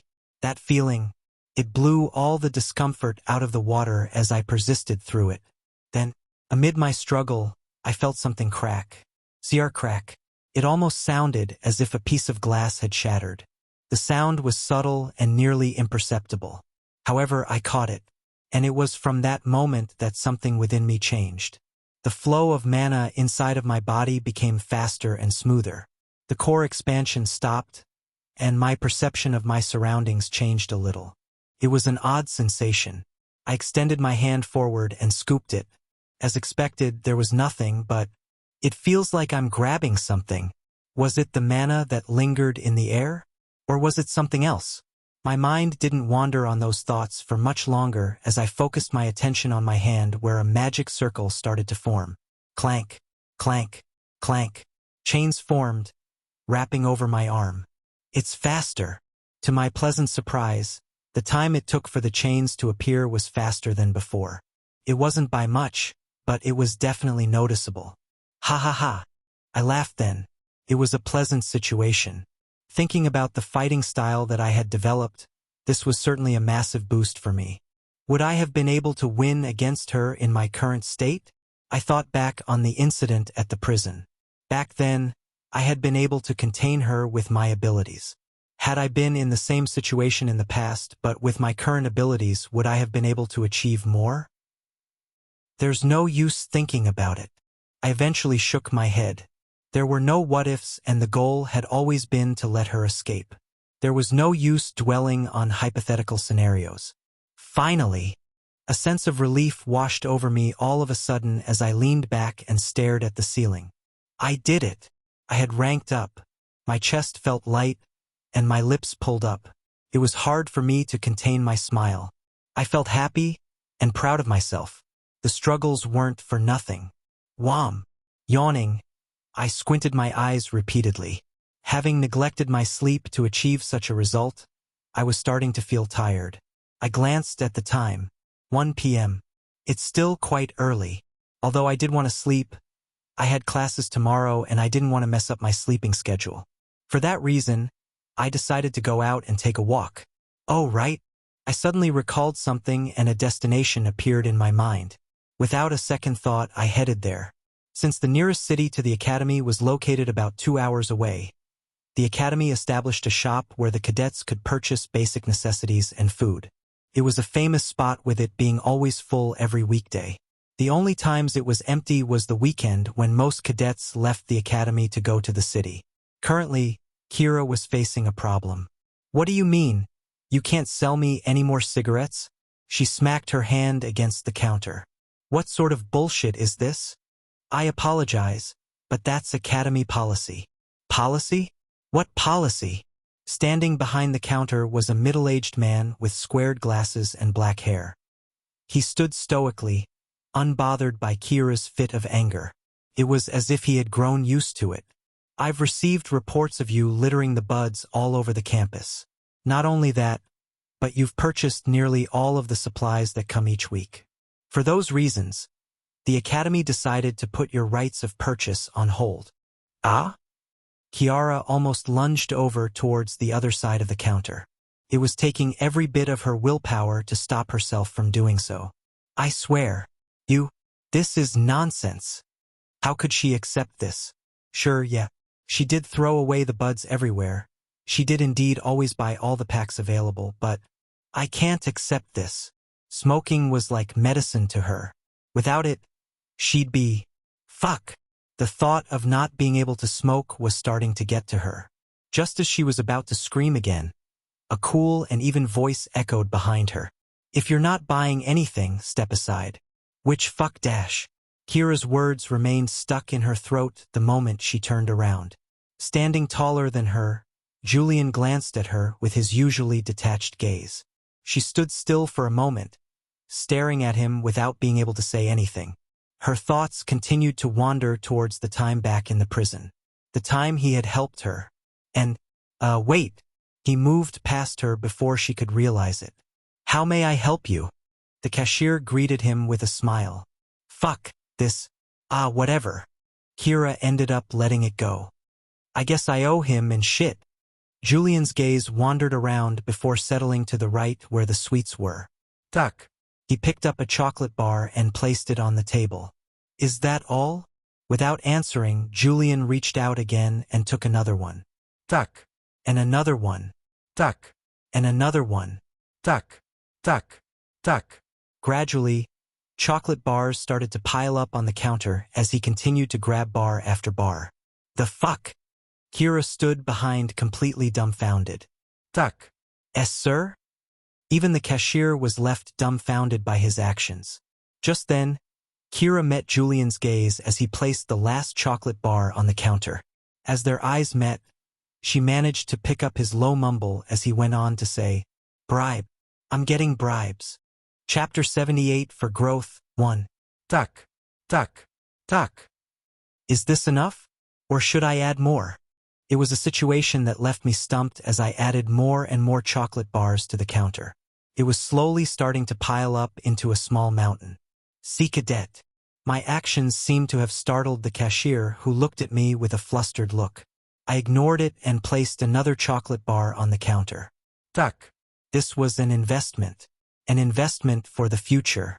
Putting another chocolate bar on the counter, I met Kira's gaze. Judging from her widened eyes, she too appeared to be at a loss for what I was doing. I didn't feel like explaining everything, so I just said a few words. Bribe. I'm getting bribes. It wasn't exactly a lie.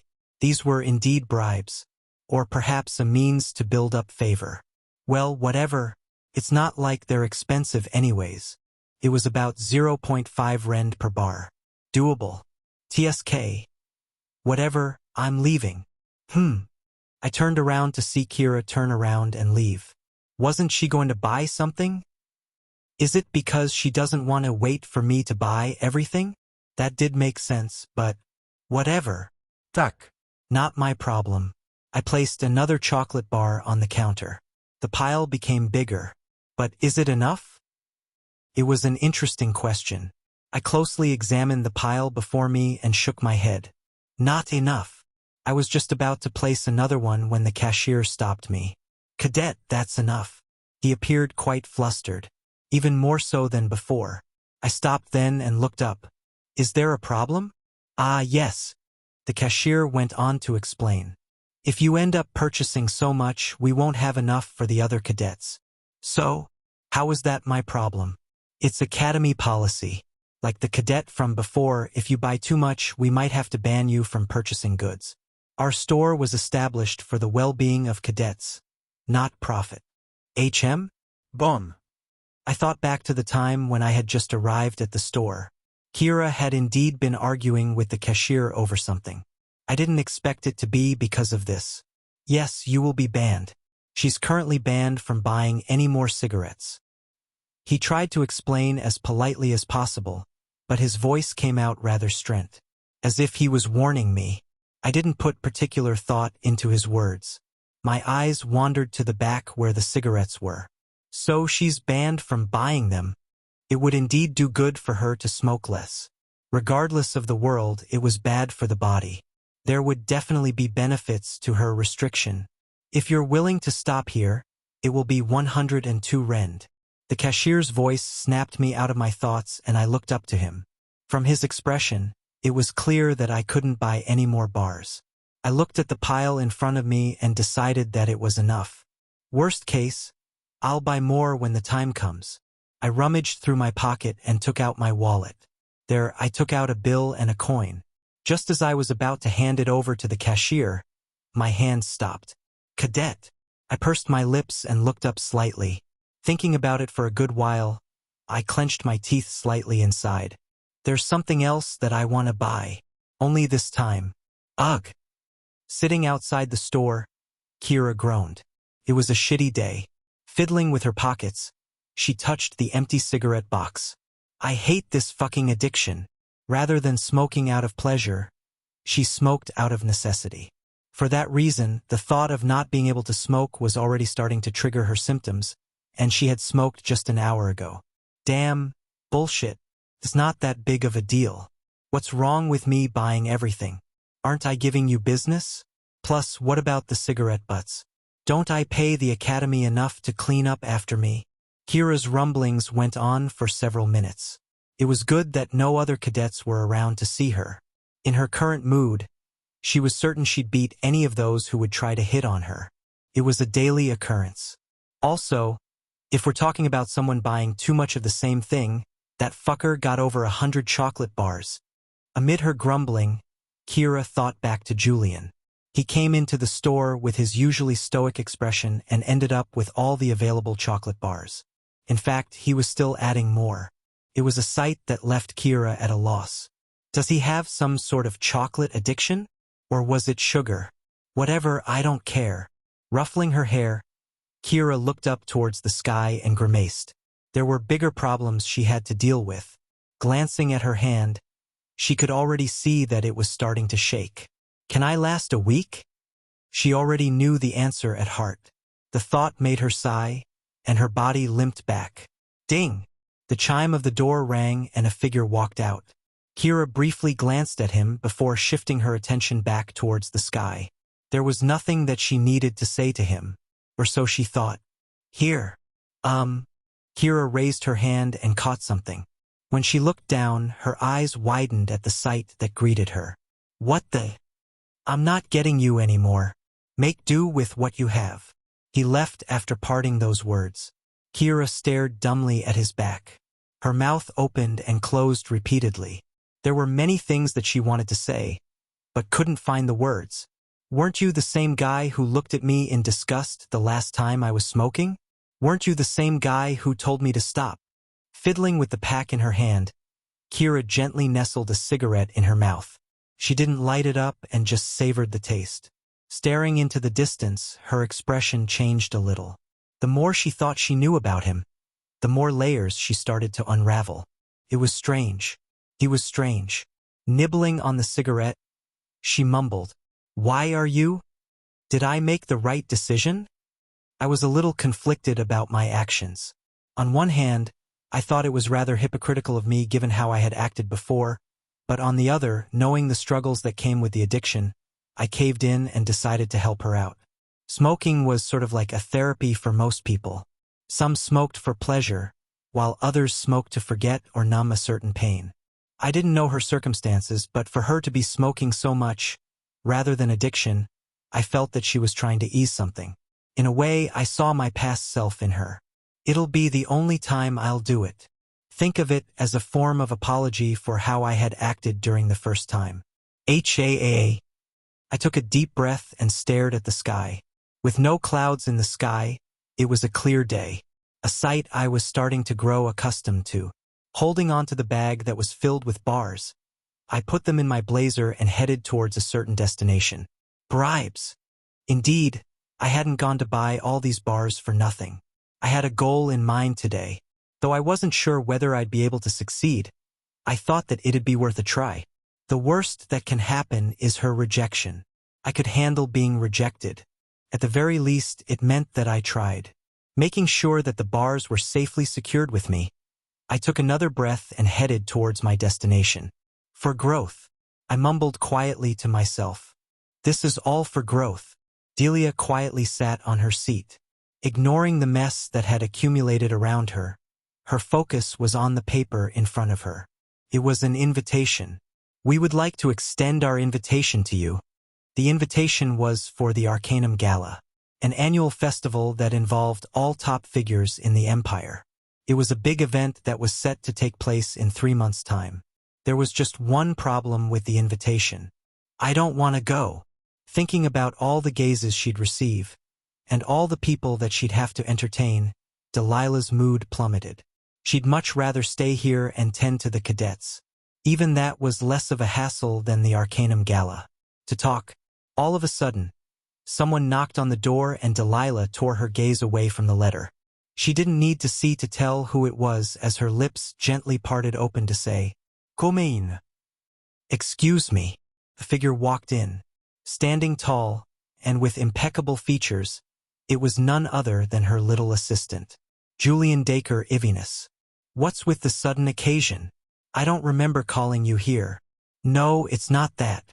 Shaking his head, his steps stopped by the end of the desk. As his gaze bore down, Delilah met his gaze and frowned. There was something odd about him today. He reached into his pocket and slowly took something out. Delilah's eyes widened slightly. Duck. A chocolate bar? Her eyes fluttered slightly. Then, recalling the conversation she had not too long ago, she understood and reached for it. You didn't have to. No. He stopped her before her hand could reach the bar. This isn't for you.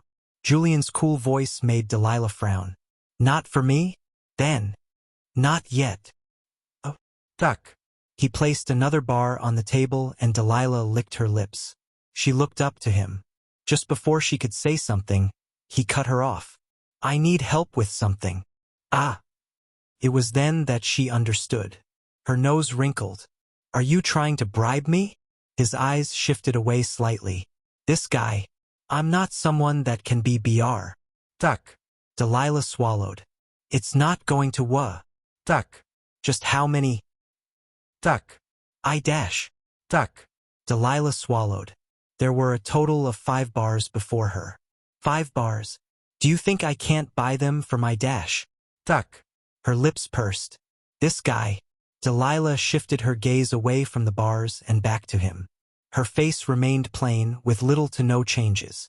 What do you want? However, her voice betrayed her upheaval of emotions. I'll listen first. Only then did he smile.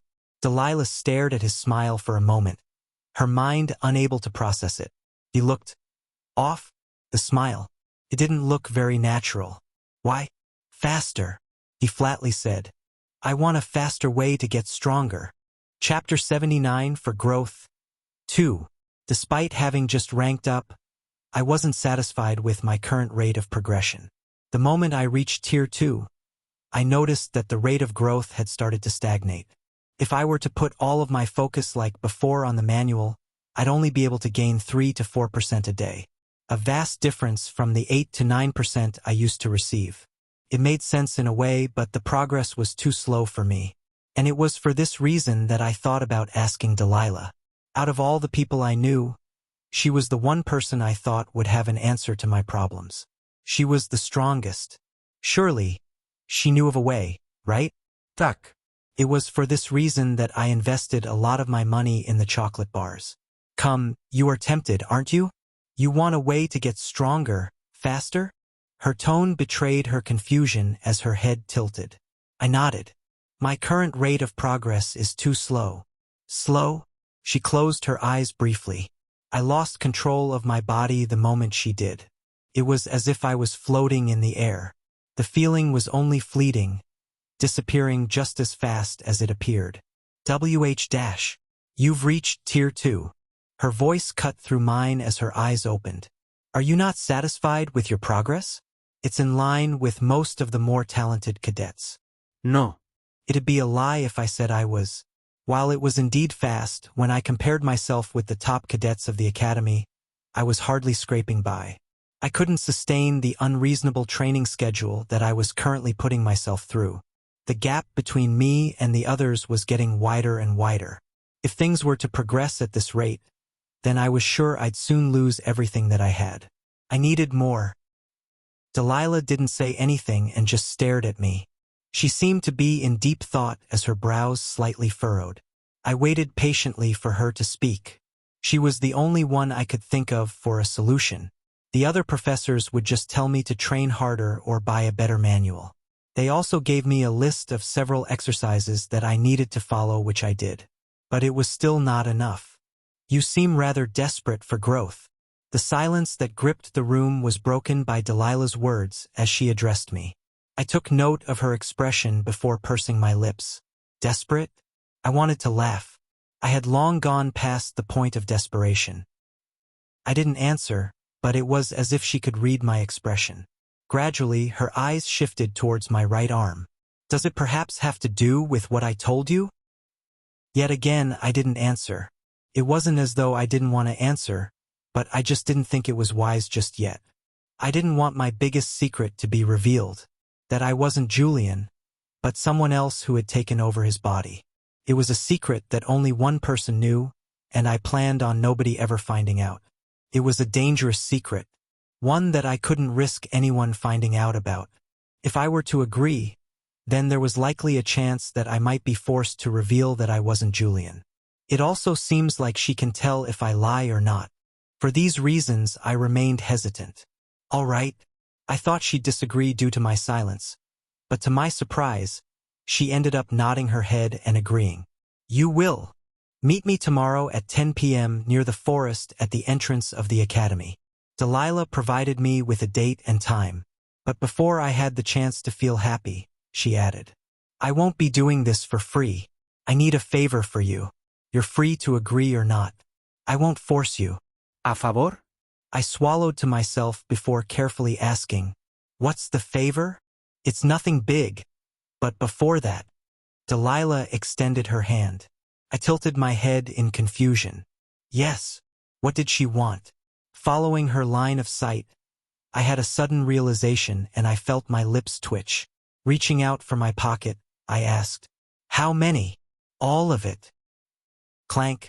Watching the door to her office close, Delilah stared at the pile of bars in front of her. A weird sound escaped her lips as her mouth trembled. Hastily covering her mouth, she looked around. Hey! Her shoulders trembled. This went on for several seconds before she took a deep breath and calmed herself down.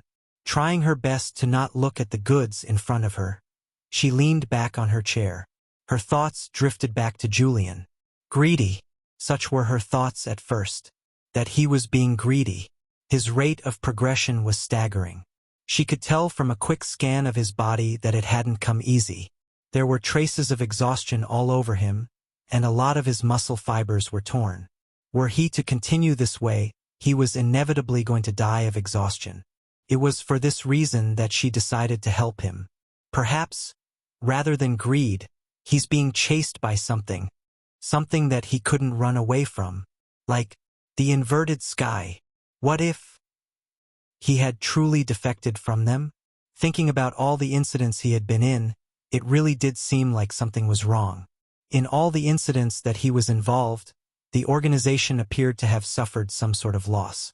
All besides one, the prison incident. It was the only incident where the inverted sky managed to succeed. It was for that reason that she ended up visiting him. She wanted to confirm some things. But he was truly a hard man to read.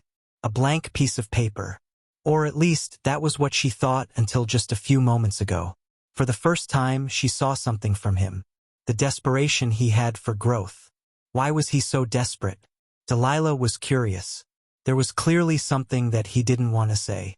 She didn't push for an answer. She didn't think he'd be that naive. Her answers would come with time. Of that she was sure. And for that reason, she agreed to help him. I feel like I made a loss. The favor she asked of him wasn't anything big. She had only asked him to make it seem as though she wasn't doing this for free. She had her own selfish agenda to fill by helping him. It's only fair. Delilah leaned back on her chair and blankly stared at the ceiling. Her thoughts were broken by a sudden knocking sound and her body shot up from the chair, and she lunged towards her desk where the piles of bars were. To talk. Chancellor.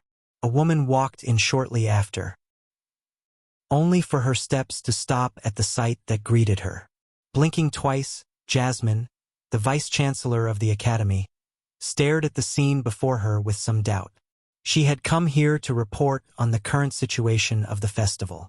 Gazing at Delilah, who was hunched over her desk with a towering stack of bars before her, she questioned the current view before her. An illusion? Jasmine blinked once only for her to see the same scene. Pursing her lips, she quietly asked, "Should I come back?" The next day, at the training fields outside the lecture hall. Today's class will be a bit different than usual. Each of you will be secretly assigned a cadet's name, and during class, your job will be to closely examine their weaknesses and strengths. The professor in charge of today's class was a tall and bulky man with a bald head. If there was one class that I looked forward to the least, then it was probably this one. Physical training and for execution. It was a class that was mainly dedicated to those who were adept in the body classification. However, just because it tended towards those who were more adept in the body classification, it didn't mean that it wouldn't be useful for the others. Everyone was capable of practicing the 3 paths. Those with talents were just capable of learning it faster. Please pay attention. The professor's loud voice rumbled throughout the training area as he pointed towards a small hat that rested on the ground next to him. If you look over to this hat over here, you'll find the names of all your classmates. I want you to line up in an orderly line to collect the name of the cadet you will be in charge of analyzing.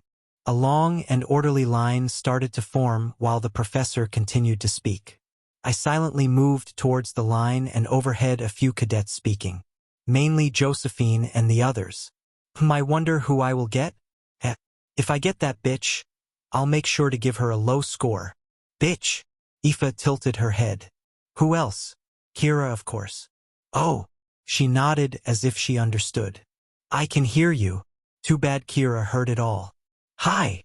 I ignored them and continued to pay attention to the professor. Remember, this is an anonymous task. The other party mustn't find who you are.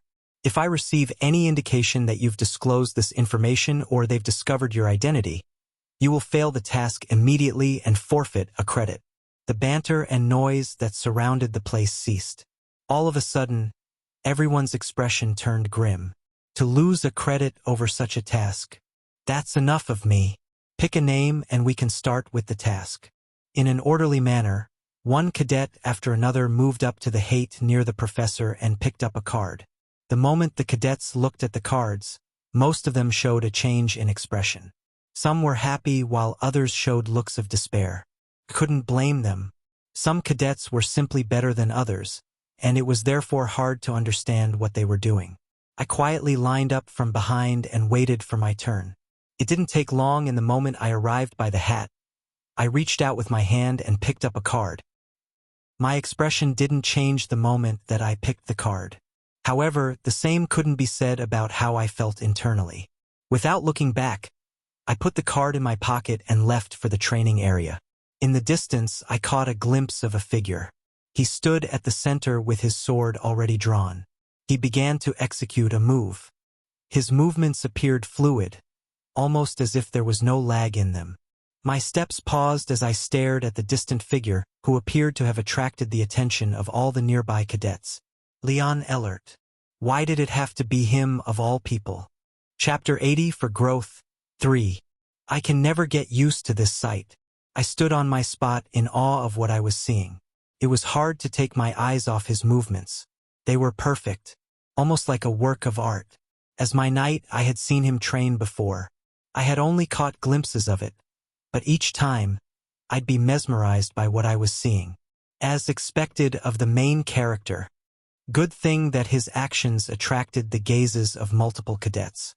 If not, I would have feared my identity as his analyst would have been exposed. Hugh. Taking a small breath, I looked around me and settled my gaze on a training dummy off in the distance. I should probably get to work as well. The point of today's training was to display our skills on the training dummies scattered around. Powered by magical circuits, they could move on their own and could dodge and counterattack. They were the perfect puppets to practice on. I was just about to head to one when I stopped again. My gaze once again fell on Leon. Swoosh, swoosh. The air whistled with each of his strikes.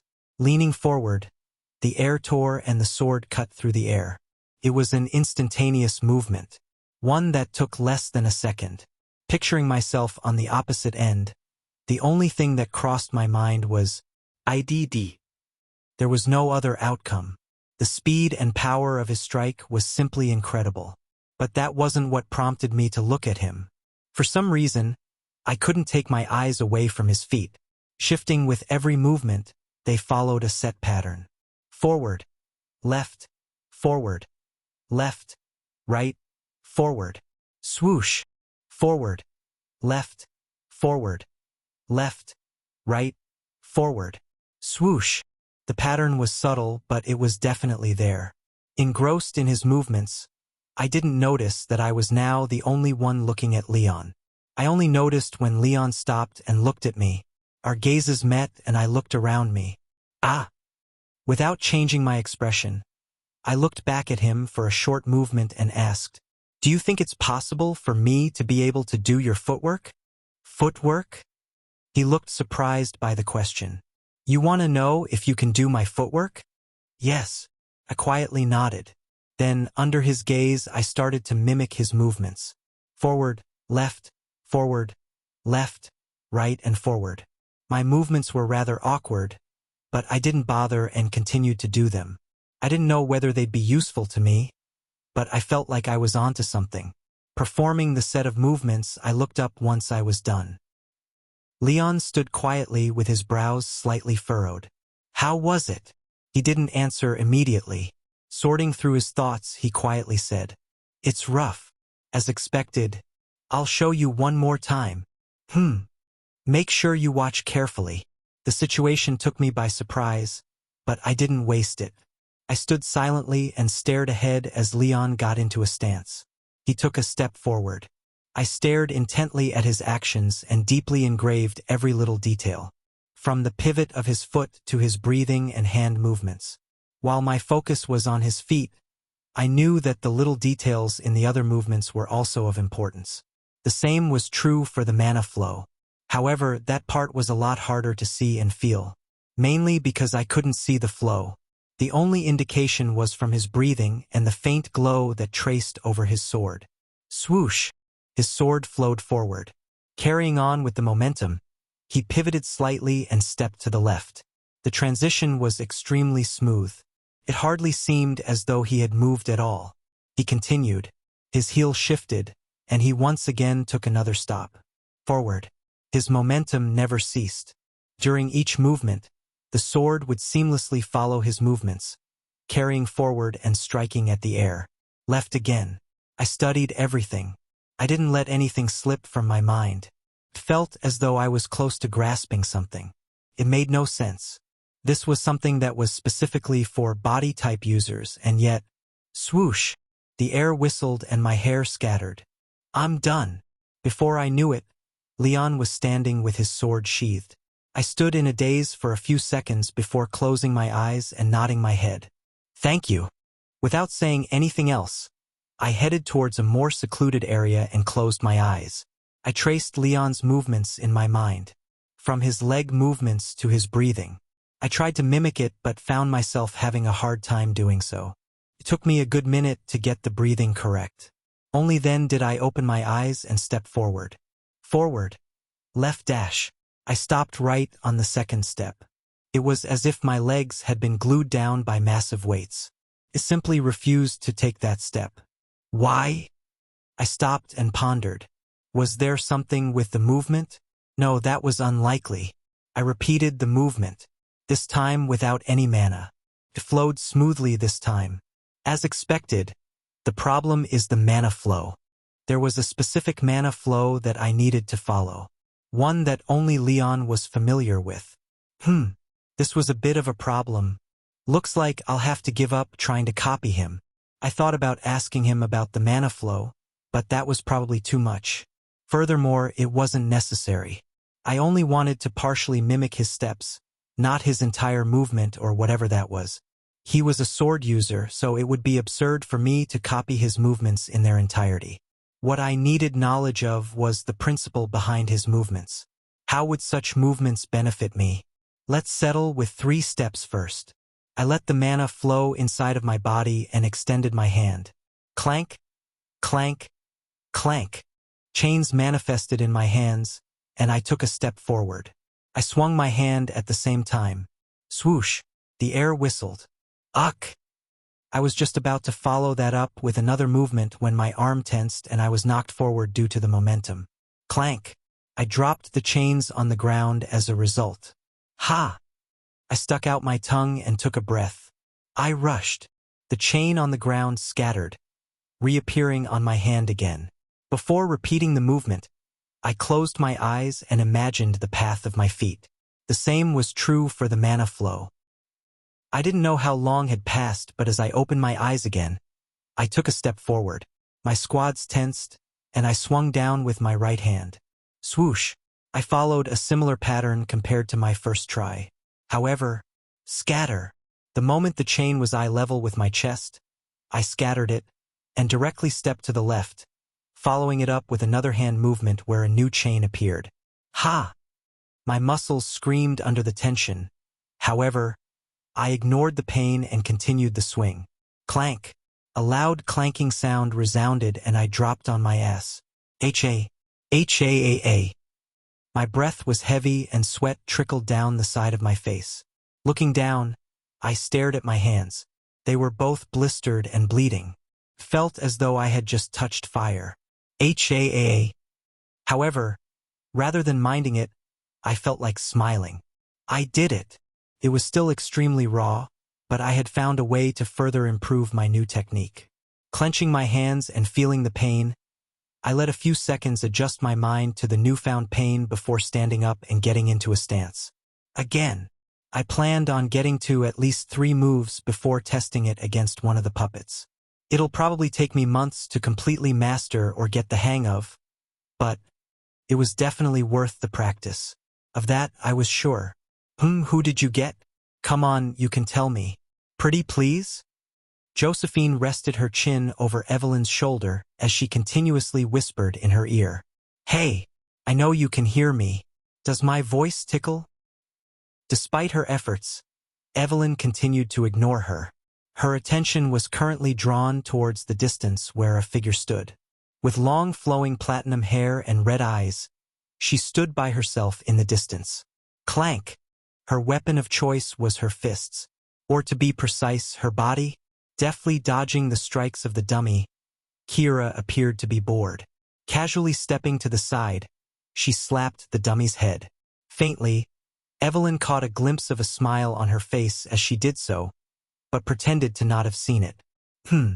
So she's the one you're analyzing? Josephine's voice once again made it to her ear. It tickled slightly, and Evelyn's brows finally furrowed as she took her gaze away from Kira. Are you done?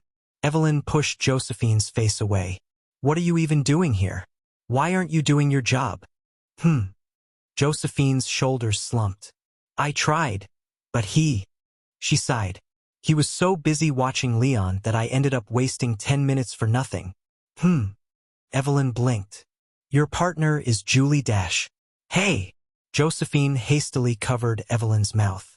It's supposed to be a secret, but you just said mine. Evelyn wanted to say, but couldn't because her mouth was covered. Still, she got her message through her gaze.